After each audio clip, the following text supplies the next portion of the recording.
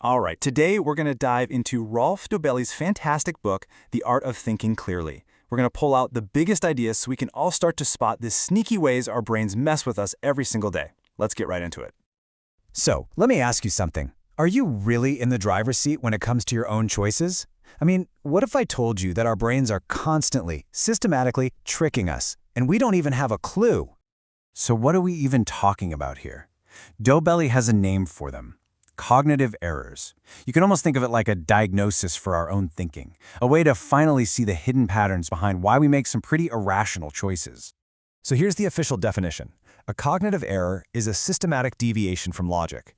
And that word, systematic, is really the key here. This isn't about a random mistake you make once in a while. No, these are predictable patterns. They're the default settings, the predictable little glitches in our mental software.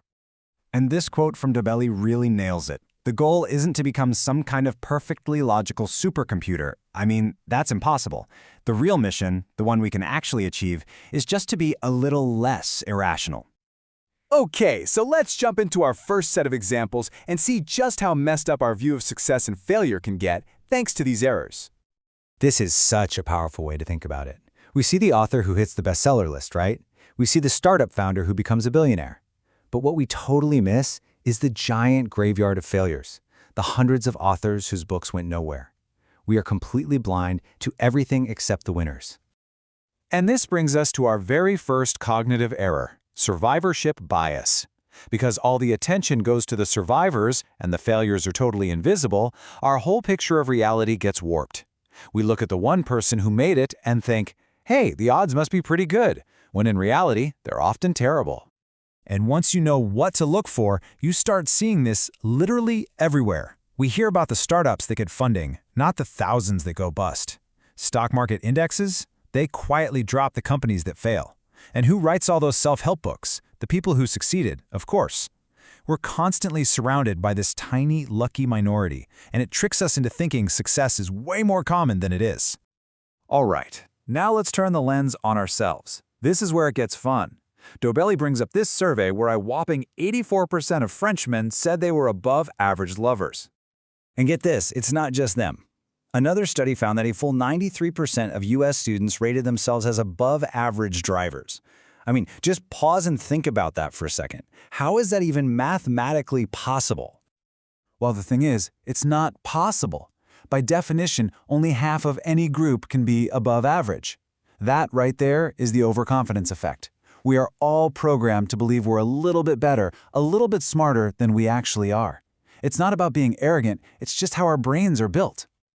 Okay, so we misjudge success and we misjudge ourselves. But it gets even trickier. Let's talk about the mental traps that actually keep us stuck, making us double down on our bad decisions. Okay, picture this, because we've all been there. You're an hour into a movie, and it is just awful. You want to walk out, but your friend leans over and whispers, "No way, we paid $30 for these tickets." That little voice in your head, that's the trap. And that trap has a name, the sunk cost fallacy. Look, the money for the tickets is gone. It's sunk. You're not getting it back, whether you suffer through the rest of the movie or not. So logically, it shouldn't have any impact on your decision to leave. But our brain hates, absolutely hates, to admit that a past investment was a total waste. And this is so much bigger than just a bad movie. This is why people pour more and more money into a work project that's clearly failing. It's why they hold on to a stock that has completely crashed. And it's why people stay in a terrible relationship, all because they think, but we've put so much time into this. Recognizing this trap is a game changer. Now this is interesting because we have these two competing forces pulling at us. On one hand, you've got action bias. Think about a soccer goalie during a penalty kick. Why do they almost always dive left or right?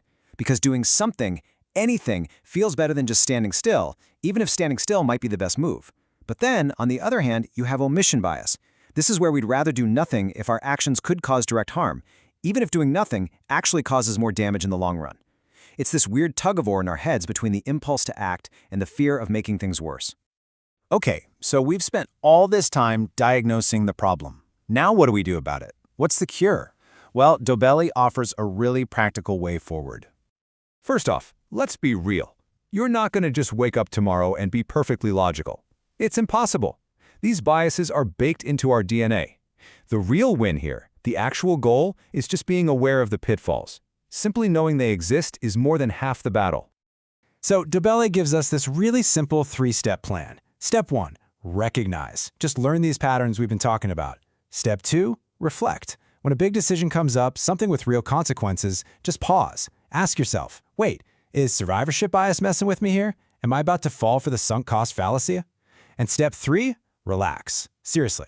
For the small stuff like what to have for lunch, just go with your gut. You don't need to overthink every little thing. Save your mental energy for the decisions that really count.